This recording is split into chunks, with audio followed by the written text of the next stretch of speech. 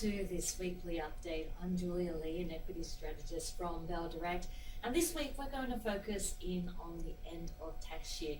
And it's especially relevant because the market is moved around by tax-related selling as well as window dressing by fund managers. So what does this mean? It means we need to understand the performance of different assets because a lot of people like to crystallize losses in the lead up to the end of financial year. And that means some of the worst performing stocks of the year often see an acceleration in selling coming up to financial year end.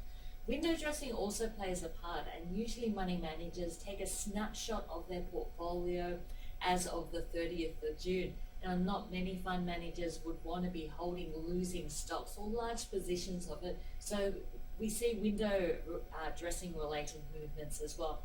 So let's start by having a look at the performance of the market, and we'll start off with a long-term view. This is the ASX 200 over the last 10 years, and you can see that unlike the US stock market, it's been a bit of a bumpy ride. Over in the US, the S&P 500 is still close to all-time record highs, but here in Australia, we've just been bumping along, and in fact, the last financial year has been a pretty difficult one for the market. The ASX 200, which is our benchmark index, is down 4%, but I want to draw your attention to this next graph, which has three different lines.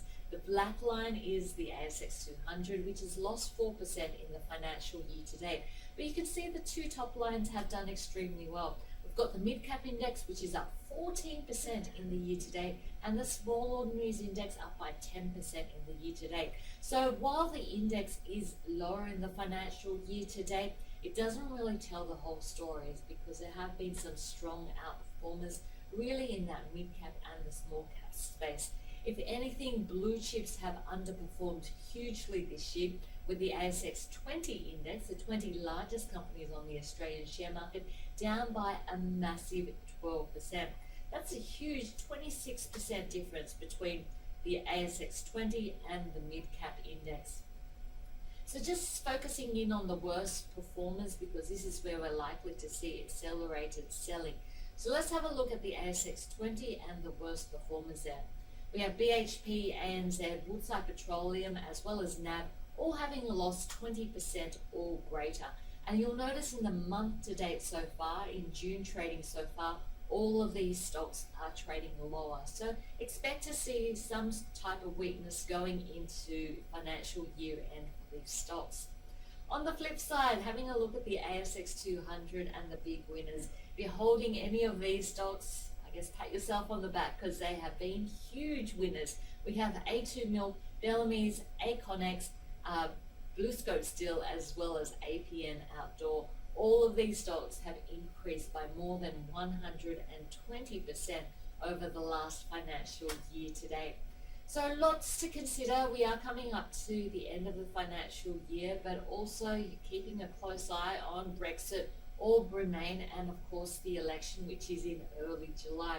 Hopefully after July it's a bit of clear sky for the ASX 200 and we can see an improvement for the Australian share market based upon a lot of those commodity based stocks continuing to rise and brokers becoming a little bit more positive in terms of upgrading these commodity based stocks because commodity prices have stabilized. So good luck in the end of financial year. Don't forget, a few things that you can do is prepay interest for your margin loan to deduct the interest in this financial year.